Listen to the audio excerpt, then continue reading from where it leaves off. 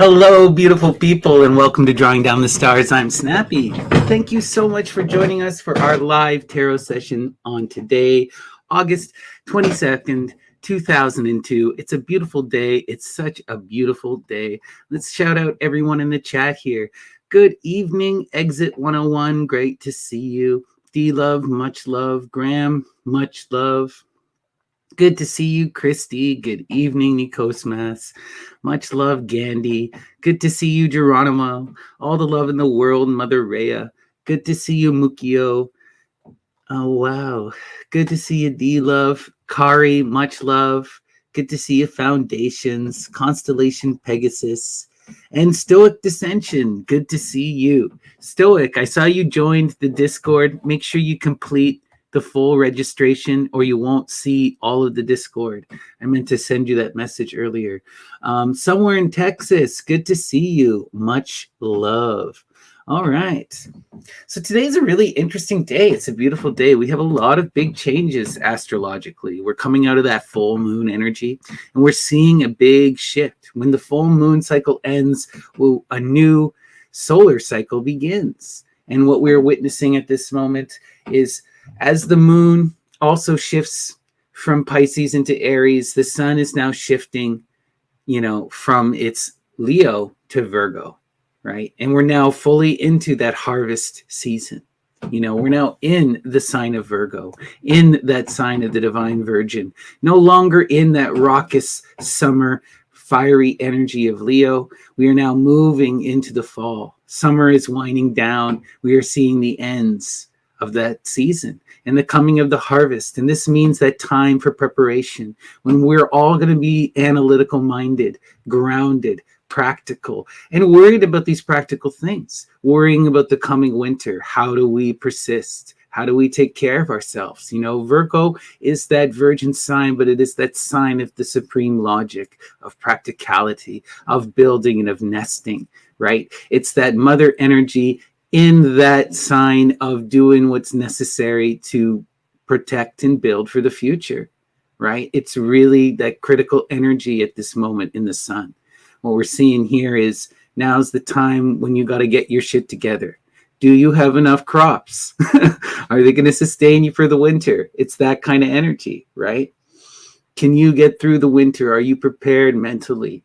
This is where your mind is going to be at for the next 30 or so days as that sun stays with us. And we also have that moon in Aries now. And Aries is that fiery energy, okay? It's that confident energy. It's that combative energy. In the moon, this is going to allow you to really dive into yourself and to see what inspires you. Where does that passion lie, right? What are you working and striving towards? Where are you going? In this moment with the sun in Virgo and this fire of Aries in your moon, we have this opportunity to really move, to really be analytical and practical for ourselves and define where we're going into our future and to project, to really build and to do that practical applicative work. It's beautiful energy. And when I was meditating this morning and I was thinking on the cards, I pulled the Princess of Cups, right? Beautiful energy, that divine child in that energy of the emotive cups of the flowing waters, and I kept thinking of this idea of learning to approach love with that childish energy, to nurture love, to embrace a new relationship, to move and flow, to be in that connection and to allow it to grow and to be nurtured and to expand, and this is the message from, the muses for today. It's this energy of learning to flow and expand and to embrace love, right? And to accept into your life new relationships, new connections, and to not resist, but to be in that energy of going with it and flowing. And I wanted to read to you all a really fun poem. It's by Sir Walter Raleigh. It's called The Nymph's Reply to the Shepherd. If all the world and love were young, and truth in every shepherd's tongue, these pretty pleasures might mean move. To live with thee and be thy love, Time drives the flock from field to fold, when rivers rage and rocks grow cold, and Philomel becometh dumb, the rest complains of cares to come. The flowers do fade, and wanton fields to wayward winter reckoning yields. A honey tongue, a heart of gall. Is fancy spring, but sorrow's fall? Thy gowns, thy shoes, thy bed of roses, thy cap, thy kirtle, and thy posies, soon break, soon wither, soon forgotten, and folly ripen, season rotten. Thy belt of straw and ivy buds, thy coral clasps and amber studs, all these in me no means can move to come to thee and be thy love. But could youth last and love still breed, had joys no date, no age, nor need, then these delights my mind might move to live with thee and be thy love. Right? You have to chase that love and recognize that all of life is fleeting. You know, you have to move with the flow and live in that pursuit. Following the muses is learning to embrace love and to continue in that flow with it. And that's the message for today. You know, embrace love, go with the flow. All right. We are going to start our reading with our Ganapati Ganesha Oracle, where we ask Ganapati, the Lord of Beginnings, the guardian of the threshold, the divine child, to inspire us and to ensure that our words are heard by those who need to hear them. So, Ganapati, what is the message? Inspire us this evening.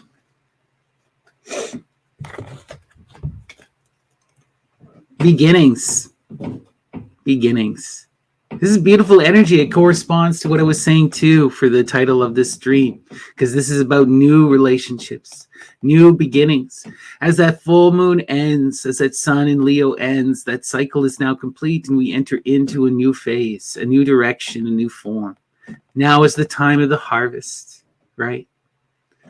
And we have to embrace that energy. Now is the time of the moon in Aries. You know, it's a beginning, a fiery, passionate beginning, right? A time in which we need to imagine and build into that future, right? Start anew and afresh, make changes, think on our actions and how they played out before. And don't make the same mistakes if we can't avoid them, you know? All right. We're now going to go to Ore by Gabriel Macari. Muses, guide my hand. What is the message from Ore? Inspire us this evening. The ordeal was merciless, and the lesson was brutally learned. But in retrospect, it was most necessary. The novice Luciferian was ill-equipped and could only gaze from afar at the perilous castle. But daring to seek admittance into its hallways too soon could only lead to disaster, especially since the pros and cons had not been fully and carefully assessed beforehand. Plans had to be made in advance to boost the fortitude of mind, body, and soul. Hence, his subsequent discarding of excess luggage, so to speak, and his improving of the ship that will sail on the ebony seas. Wow. Incredible. The ordeal was merciless, and the lesson was brutally learned. But in retrospect, it was most necessary. Right? Ill-equipped and could only gaze from afar at the perilous castle, but daring to seek admittance into his hallways too soon could only lead to disaster. Right? This is a message that's been coming up time and time again for me. You know, people will know I've been talking about this imagery of the sesame for a long, long time. And I recently found a book that was discussing this particular image. And for the first time, it started to click. You know, the sesame seed, when it is ripe, it opens. And when it is ripe, out pours its riches. Millions of sesame seeds, it appears. And they explode, right? The message is that the doors open when they are ready. You cannot enter into that castle until the time is right and the stars are aligned, until you have learned those lessons and have assembled the necessary tools and the luggage. You know, if you try to force that gate before you are ready, you will be denied entry. You will be denied. But it is not because the gate is not open or not easily opened. It is because the gate sees that you are not prepared. You know, to walk through the triumph is to go through a journey. Each one of these cards originally, right, is a triumph, a gateway in the Roman tradition, where the military would pass in celebration of the victories of Dionysus. You know, and each of these is a gateway into another realm, a doorway to perception and revelation. And the keys are all in your hand. Are you prepared? Right? Is the time right? Have you paid attention to the signs? It's when the stars align. They talk like that for a reason. Oh, it's only going to happen when the stars align. Exactly. You know, like a true plant, it must be tended to and nurtured. And when it is ready, the seeds will pour forth in abundance. Okay. We are now going to go to our sortes. And we're going to start here with Lord Byron. All right. For those of you unaware, the sortes is a form of bibliomancy, that is divination through literature. We use that inspiration from the great goddesses, the muses themselves, and we ask them to guide our hand and to send us a message. So let's start. Muses, what is the message from Lord Byron? Inspire us this evening.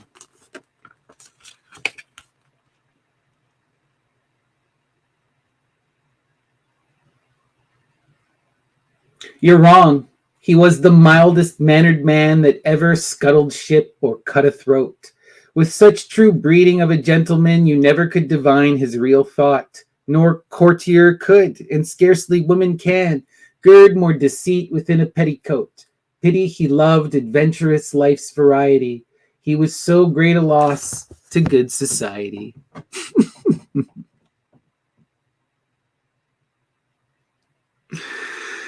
Wow. This is a reality, you know, of a lot of these.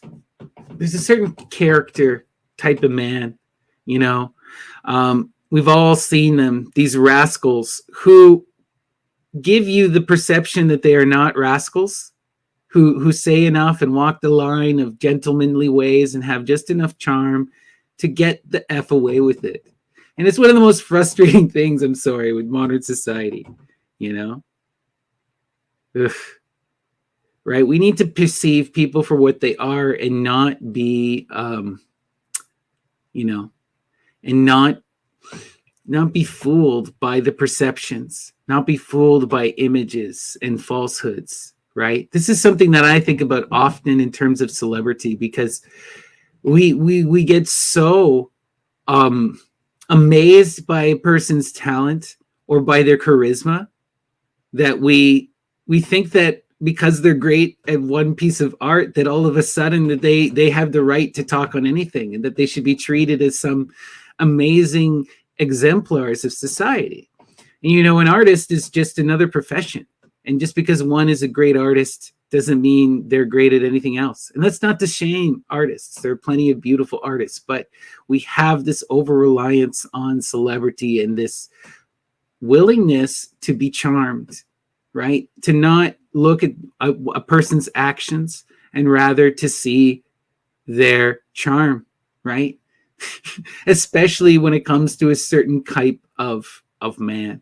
At least that's been my perception, you know.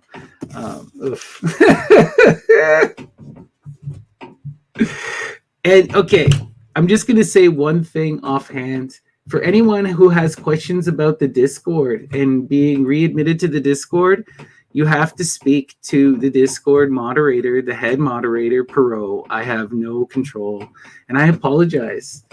All right, let us continue. Arcana Mundi. All right. Uses, what is the message from Arcana Mundi? Inspire us this evening.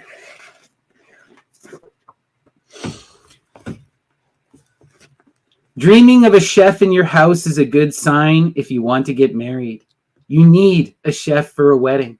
It is a good sign for the poor as well, for only people who have plenty of food hire cooks. For those who are ill, it protects It predicts irritations and inflammations and a general imbalance in the body juices, which can lead to acidity, according to the experts in these humorous matters. But it also predicts tears because of the smoke the chef produces. It also brings hidden things and things that were done in secret out into the open. For the creations of their chef are brought out into the open and served to the guests, and they appear as what they are. They are as good as they look.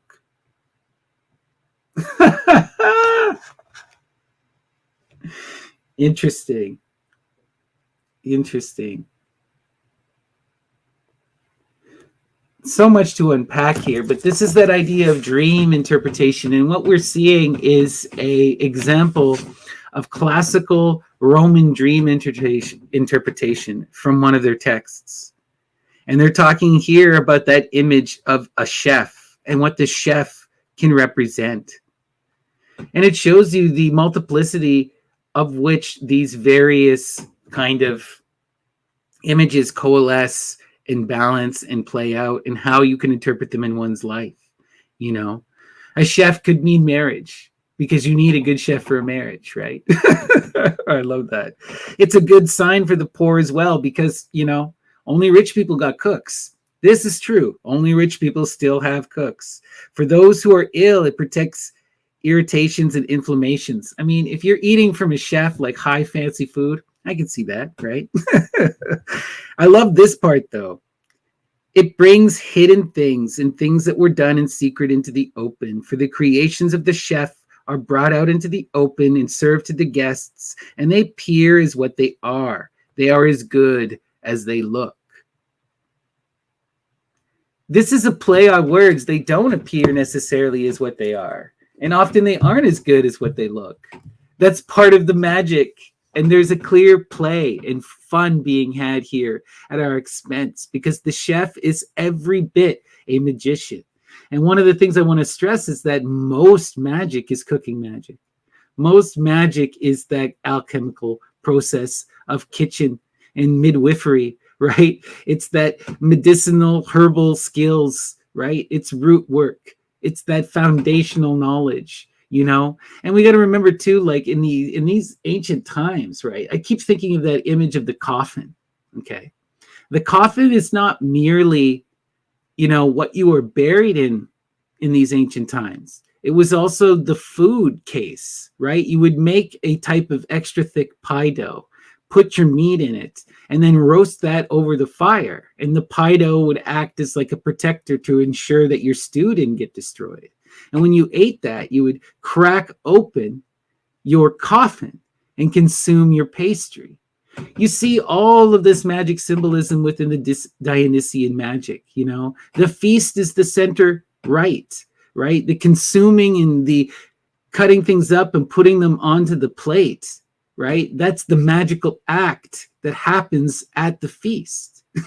The mixing up and the reassembling. You know, and this engagement with this idea of consumption and being consumed, it's part of that divine revelation of the natural cycle of reality. All will be consumed. All go through this process of generation and degradation and breaking down and being ripped apart and being eaten. You know, it's all cooking magic. It's all cooking symbolism. You know, you'll see it everywhere when you start to look for it. It's beautiful. In my mind, if I saw a chef in my dream, I'd think magic is afoot. Serious, serious magic. Okay, let's go to Graham. My neighbor wants to kill me. Okay, muses. What is the message from our dear friend Graham? Inspire us this evening.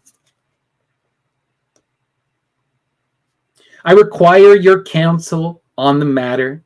Please respond as soon as you can. I require your counsel on the matter. Please respond as soon as you can. This is interesting. I've been thinking a lot lately about the rites of Eleusis and the goddess in her guise of the Kori, right? Persephone has been coming up a lot lately for those of you who attend the regular sessions. And when I think of good counsel now, I always see Eubulius. Eubulius is a title for this mysterious Zeus figure in the Eleusinian mysteries. Eubulius means the good counselor, the one who shows you the way back, who helps you get cross Cerberus from the back way. And it appears that this Eubulius is Dionysus. And when I talked to Ammon about this a while back, he connected that word Eubulius to the Hebrew word Beelzebub. And this idea of the Lord of the Flies, and was showing me, I'm not a linguist, and I'd have to talk to Ammon, but he was showing me how they were etymologically related, and I was just like, what the heck? And he also was saying, but Lord of the Flies is still mysterious because, yeah, the gadfly, all kind of wildness. So, but the point is that the seeking of good counsel is so important, right? And this is one of the essential aspects of the rite, asking and receiving counsel. Because if you do not receive the counsel and you are not guided, you cannot make it through the underworld. And you see this in all of the underworld stories. Why does Psyche succeed? Right? Not only is it because she has the objects she needs to pass through her trials, right? Each step of the way when a trial arises, she can react in kind, but she was given those from a counselor, a divine counselor, the animals themselves. We have to remember this. You have to seek that ancestral knowledge. You have to learn from the past and do that necromantic work and receive the counsel to be able to make it through to the other side. All right, let's continue. The Mystic Tarot and the Trees of Eternity. This one blew my mind the other day, so maybe we'll find something truly good. It's one of those books I read years ago, and then I brought it back out for the sortes, and I'm like, maybe I should sit down and reread this. Okay, Muses, guide my hand. What is the message from Oliver St. John in the Mystic Tarot? With the last of my strength, I plunged forward until I passed between the towers, rearing up immensely on either side of me. Oh, wow. Immediately, I think of the goddess imagery in the stelae or the pillars of Hercules, right? Or the priestess card in the tarot. When we look at the priestess, she is standing between the pillars and she works between those pillars and must move through them. The weave that she weaves goes through in between the pillars. Think of Ereshkigal, Astarte, with the rings and the pillars, right? In the classical image, the pillars are the black and the white, the two poles, right? The masculine and the feminine, the yin and the yang. And she is that balance. The Great Mother is the one who can walk in balance and move between the poles, who has the strength and fortitude to pass between the towers, right? Interesting stuff. I read Carl Karenni's book on Dionysus, and it's like the best book I've ever read on Dionysus Savage Henry. So I'll check out his book on Eleusis. Thank you for that. Carl Karenni is so boss. One of the best scholars when it comes to the Dionysian anything. Yeah, Eubulius, you got it right there. That's the correct spelling. Okay. Beautiful. But we got to pass through those pillars and have the strength to make it through, right? And the fortitude to find that middle way. If we hear this, if you go and you read the hymn to King Helios, he tells you, if you go too far towards one direction, you're destroyed in the heat of the earth. If you go too far in another direction, you're destroyed by the heat of the sun. You have to find that middle way between these pillars, between these worlds. And that will lead you to the top, to the ascension, to where that ionic life is possible. Okay. We're now going to go to the Jaguar and the Priest. All right. Muses, guide my hand. What is the message from the Jaguar and the Priest?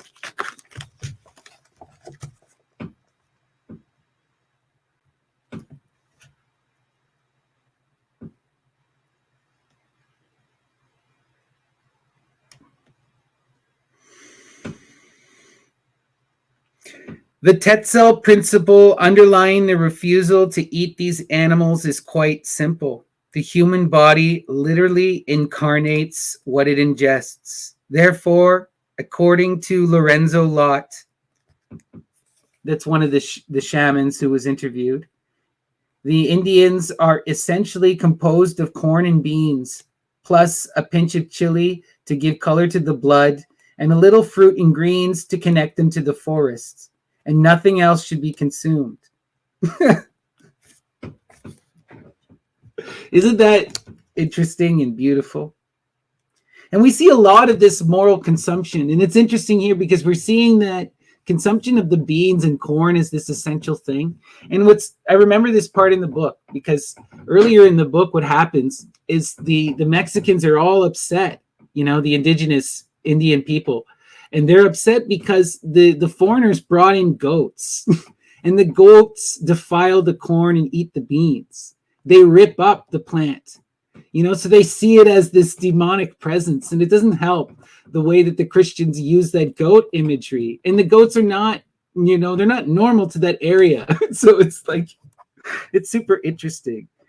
And it also just makes me think of, like, in contrast, the Pythagoreans.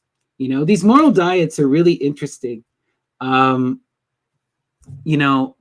this whole thing with Pythagoras and not consuming of beans.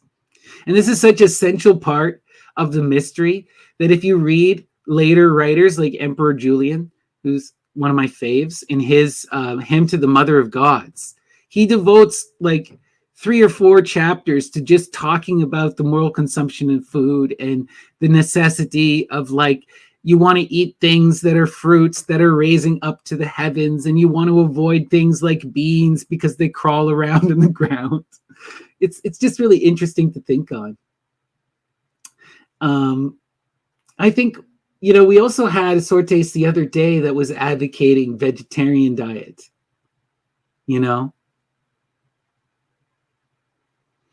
Well, there's this thing too with the beans. It's not as obvious as you'd think, but it is as obvious as you think. There's this whole thing that you see within the Greco-Roman tradition that has to do with the corpse and the corpse of the mystic being beautiful and not decomposing. And there seems to be this belief that anything that causes gas or that makes you smell or anything that, is pointing down or in the dirt is going to make you down and dirty. So the Pythagoreans didn't like beans because they made you too.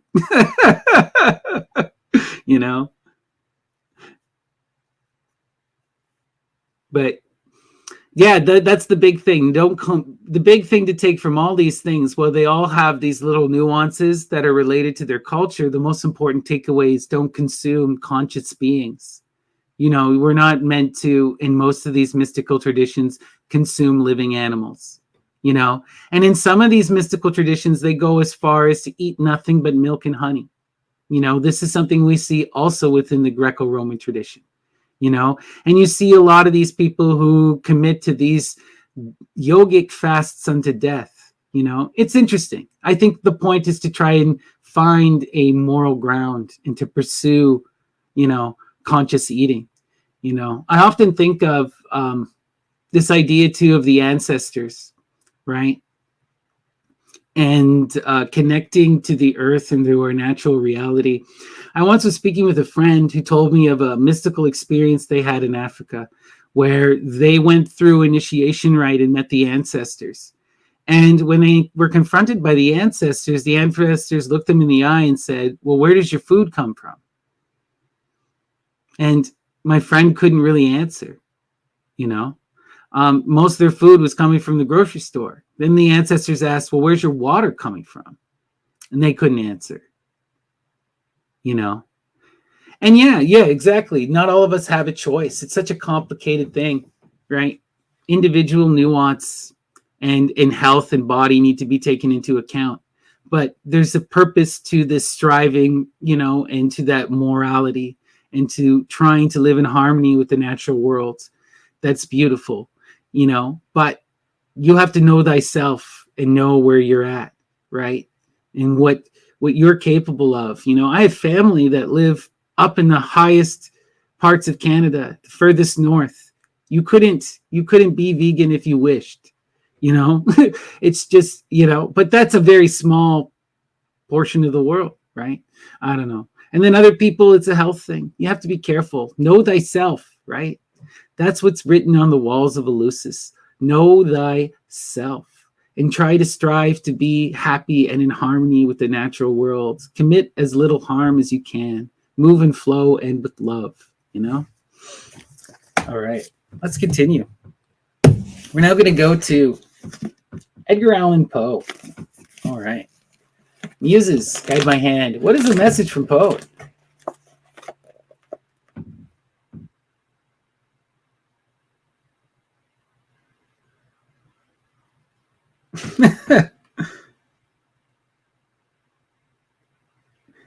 What o'clock is it? An old saying. What o'clock is it? An old saying.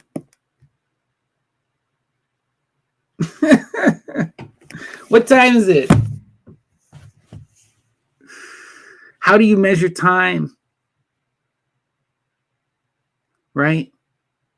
Again, we're coming back into that Saturnian magic and that act of perception and comparison, of dividing things into quadrants, right? Looking at that wheel. There's a lot to be said about time and the cyclical nature of it all. This is kind of the essence of that magical tradition, you know? What o'clock is it? That's a very intense, powerful question. All right, let's continue. We're going to go to Goethe's Faust. All right, Muses. What is the message from Faust? Inspire us.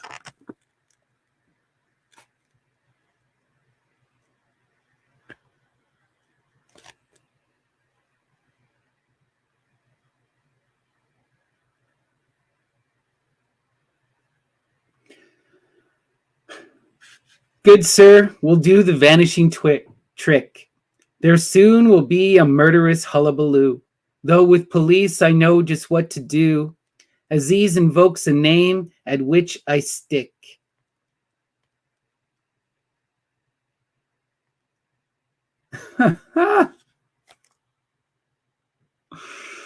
Oh gosh, we're seeing this kind of wildness again. This imagery of these guys who get away with BS because of their privilege, right? Things are about to get wild and murderous, and the cops are going to be afoot. But don't worry, I know the secret passwords so we can get out of it. Wow. Interesting.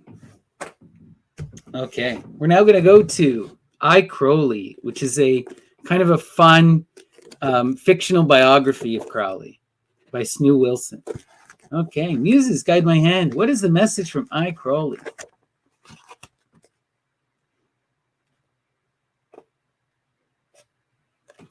And Magus's life is one of continually cutting through the Gordian knot of paradoxes that compose existence.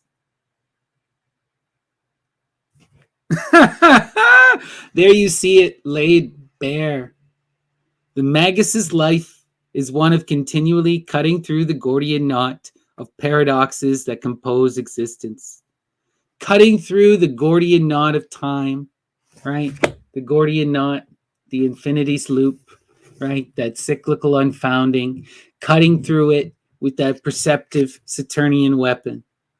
Wow. That is what the magician do. Okay. Boccaccio, the Decameron. Here we go. Muses, guide my hand. What is the message for Boccaccio?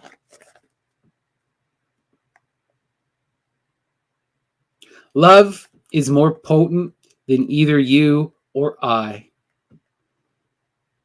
Love is more potent than either you or I. Hail Aphrodite. Love is the most powerful force in the universe, right? You got to recognize. You know, people want to pretend like reason can trump love. No. it's love drives everything. All right, let's continue. Entering the desert. It's not that you shouldn't use reason, but you need to recognize your reason only goes so far, and then Aphrodite takes over. You know, you cannot expect a mother to be reasonable with her child if that life is on the line. It's an impossibility.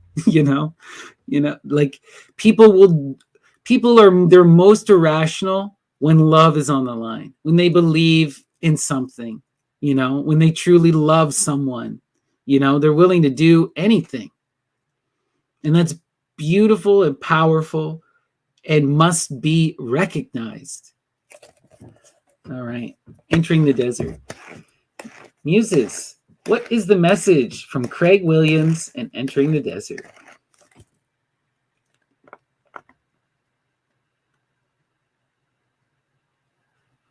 After 5 to 10 solid minutes of silent contemplation, take the time to solely consume the small portion of wine and return your focus to the ritual fire. Spend 20 to 30 minutes sitting in silent contemplation by the ritual fire, centering your breath as the entire focus of attention and awareness falls upon the ritual flames. Notice how the sounds and lights of the twilight environment subtly shift in an alchemical metamorphosis. Wow. This is a beautiful ritual. A beautiful ritual. Sit in front of the fire, consume your bread and drink your wine, and meditate. And just look upon those sacred flames. Right? Taking you back to that ancient past roots. To what our ancestors would have had a meal like. Sitting around the fire, drinking the wine and eating the bread. Their most stable and important food sources, right? Beautiful. The shape of my will, Graham. All right, Muses, what is the message from Graham? Inspire us this evening.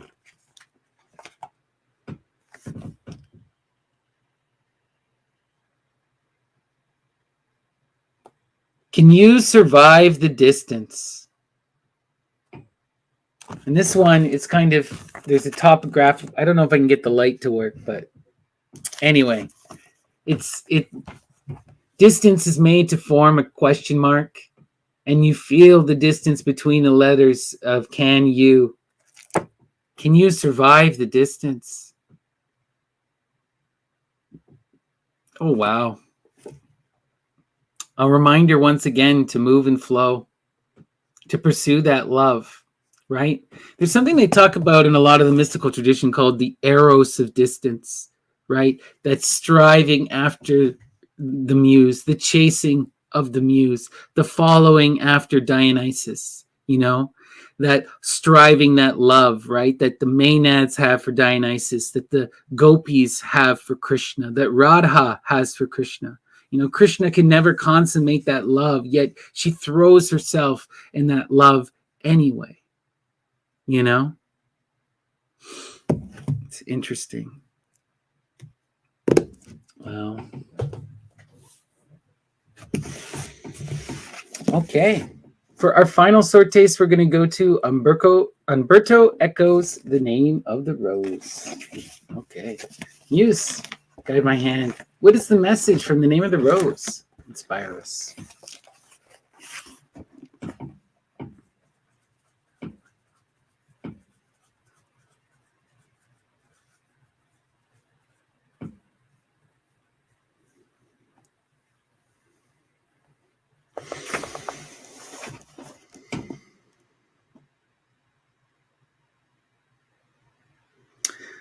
I killed Servinius of Sanct Wendel. Why? Because he gathered herbs. I, who was on Monte Rebello, where we ate herbs and grasses without wondering about their properties.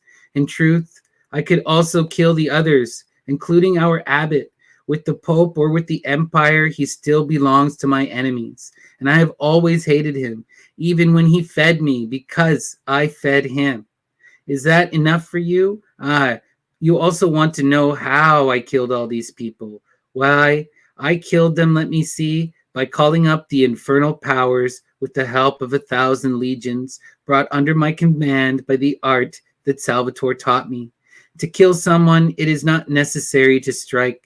The devil does it for you if you know how to command the devil.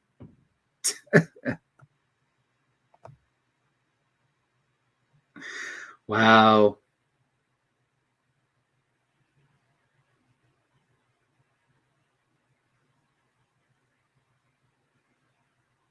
This is a wild one because this is a confession, you know? And it's a confession and it's a hiding. There's multiple layers here because he tells you in the first sentence how he killed them through the herbs and through the cookery. Right? But then he goes on to say, oh, I did it with the powers of the devil. Right? Because he gathered herbs where we ate herbs and grasses without wandering about their properties. In truth, I could also kill the others, including our abbot, with the Pope or with the Empire. He still belongs to my enemies, and I have always hated him, even when he fed me, because I fed him. Is that enough for you? No, you want to also know how I killed these people, why I killed them. Let me see. By calling up the infernal powers with the help of 1,000 legions brought under my command by the art that Salvatore taught me. To kill someone, it is not necessary to strike. The devil does it for you, if you know how to command the devil. The devil did it is all BS. He did it through the herbs with the cooking magic.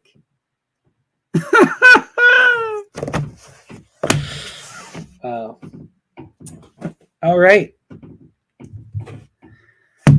We are now going to go to our tarot proper. Okay. Muses. Before I do, though, please give me a like and a subscribe. It really does make a big difference. It boosts everything in the algorithm. And if you're interested in a private reading, you can reach out to me, snappydds@gmail.com, or you can find me on the Myth and Lore Discord. Come hang out. We're always chatting, hanging out, ranting about stuff. It's lots of fun, lots of other great people there as well. And now we'll begin with our tarot, utilizing the Thoth Tarot of Lady Frida Harris and Aleister Crowley. And we will invoke Saturn Kronos and ask them to dissect their life, cut it up and put it on the plate before us, to examine our present and to look at our situation from multiple perspectives so we can learn how to best move and flow, how to rise above, and how to manifest our true will. And as always, the center card is the most important card. And today's center is death. The cycles are ending. The times are changing. Something fundamental has changed with the ending of this moon, right? There was a cycle, and we're coming into that energy of the harvest, right? Beautiful energy to have in this moment as that Leo moon ends and we move into, Leo sun ends and we move into the sun in Virgo, right? That harvest time. Beautiful. You know, and the death energy is always about those cycles and coming to completion. Death is that energy of ending that we see coming. It's the inevitable, right? It's the inevitable necessary change, that unfolding. So let's see here. On the other side, we have the Magician. Beautiful. Now is the time in this death, this ending of the cycle, where we need to embody that energy of the Magician. The Magician is the one who manifests their will, who does the art and creates into the future, who sees where they're going and projects that image, right? Now is about transformation. Who can do that transformation, right? The magical act is turning the dead into life again, right? And now we have the Magician who can do that. Where are you going? What's the new cycle? What is the magician doing? They're transforming, they're calling on the energy of the Knight of Discs, that outgoing energy of transformation and building, right? The one that pursues the practical and wants to transform and terraform the world around them, who can move and pursue love and can pursue and protect that queen. Amazing energy. So that's where we're changing as this death cycle ends and we invoke that power of the magician. We are becoming that Knight of Discs, the one who pursues and is active in the world, who builds. Okay, let's see where this is going. Great center energy. Reason. Recognize the ending. Recognize these cycles. Approach this death with the sign of reason, right? With an understanding. Look at this from multiple perspectives and see the best course forward. Recognize the changing and the transformation in front of you and embrace this reasonable output so that you can walk that middle path. Okay. To be in that reason is to gain that wish fulfillment, is to connect to that Venus, that Aquarian energy, and draw down that star, right? Beautiful energy here. Incredibly powerful energy. And it's that reason is that force that will allow us to connect to this, to draw this energy in. Wow. What are we wishing for? What are we manifesting? What are we working towards? The completion of that tower in the physical, the manifestation of wealth and abundance, right? But wealth, not simply as a material thing, but that wealth as security, as family, as love, right? The completion of the tower is to invite that Plutus energy, right? Complete providence. Wow. If you can embrace that reason, you can engage that wish fulfillment and you can build that tower, right? Amazing. These two rows are really playing off each other in harmony. I love it. Let's see where this is going. Yeah. The card I drew as the defining card was the princess, and now we are seeing the queen. Interesting, right? The queen is that divine mother, the absolute mother, right? The most feminine and motherly form of the female in the lower arcana. So what we're seeing here is that feminine love, the one who is in that giving, who has that emotional capacity to support, right? It's that mother who is that perpetual shoulder to cry on, you know, that one who can see in the reflection and offer that emotional guidance and support and loving care. Beautiful energy. Wow. And connected to her, we see the Queen of Wands, right? That muse, that inspiration, right? That feminine energy that is in the pursuit of beauty and artistic creation, that inspires all around her to higher pursuits. Beautiful energy. That's Circean energy, you know? Wow. Truce and balance. Wow. Balance between these two connections, you know, seeing the feminine in her full form. You know, so this is about balancing these two forces, the water and the fire, being that creative inspiration who pursues beauty and being that one who offers that love and support and that comfort. You come together and you can manifest that air, that high mystical fruition, you know, that science. Powerful, powerful energy coming together in truce and balance. So there needs to be a connection here between these two feminine energies, between these two mothers, between these two teachers. You know, the feminine is that energy of kinship building, right? In the tarot, when you see the queens are the ones who bring inspiration, right? Who work to help and manifest through those around them. Unlike the knight, which is that outgoing energy, right? Of manifestation and will. So we need to have a truce between these two feminine energies, these two ways of approaching, being that emotional love and that inspiring beauty. Interesting. All right. We're now going to flip and take a look at our full square. But before I do, once again, please give me a like and a subscribe. It really does make a big difference. And come hang out with us on the Myth and Lore Discord. And if you'd like a private reading, reach out, snappydtts@gmail.com. All right. So here we go. Here is our full square. Okay. So we start here. Wow. We're pursuing that muse, that love, that inspiring beauty that's been driving us. We've seen this card and this kind of connection come up a few times. And the magician is the one who's imagining coming into connection with this energy, pursuing this energy, right? And being in that star energy, wish fulfillment. Wow. We're seeing the ending of a cycle here.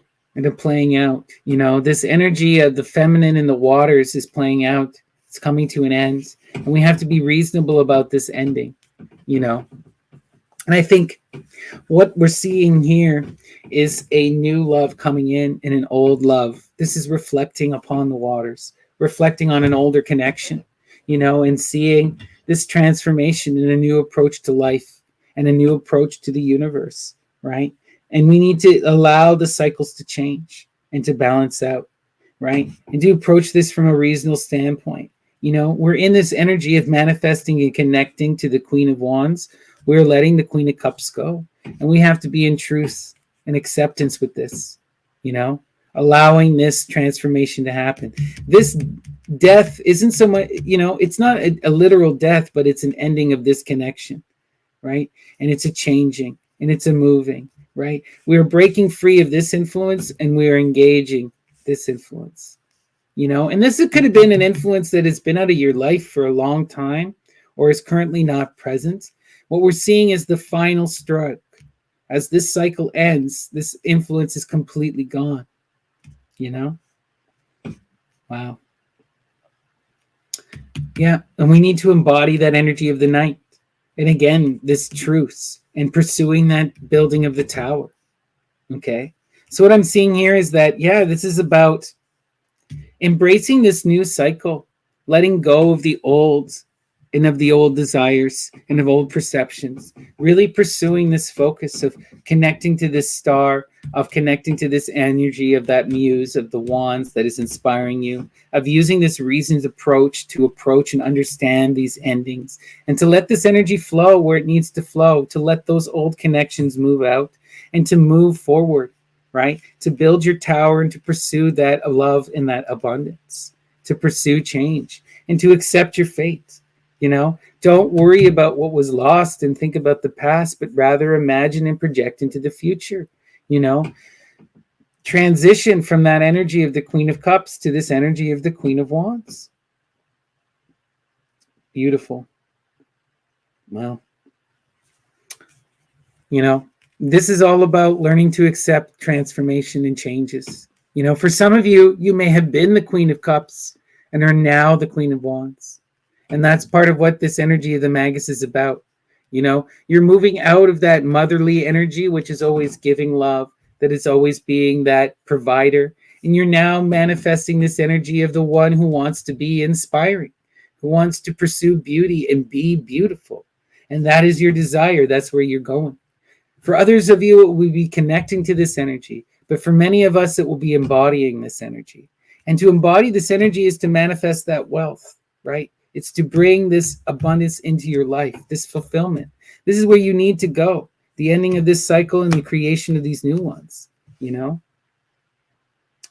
Yeah, we overcome this cycle of death by wishing and imagining ourselves into the future and being okay with these endings, accepting what ends and embracing the new, letting these cycles play out and transform, moving from this energy of that motherly cup, that emotional support, to that outgoing, fiery beauty, right?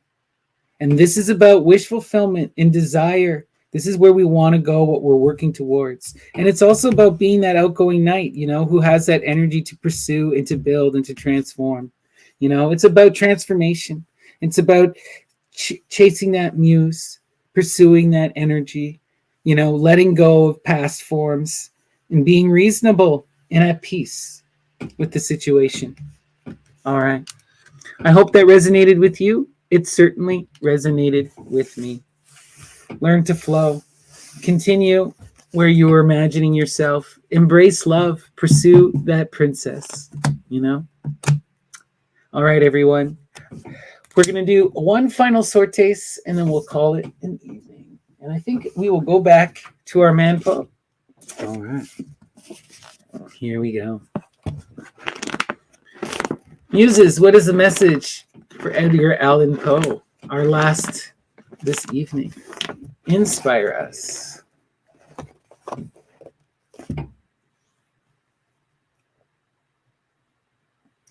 Among other things, I hold painfully in my mind a certain singular perversion, an amplification of the wild air of the last waltz of von Weber.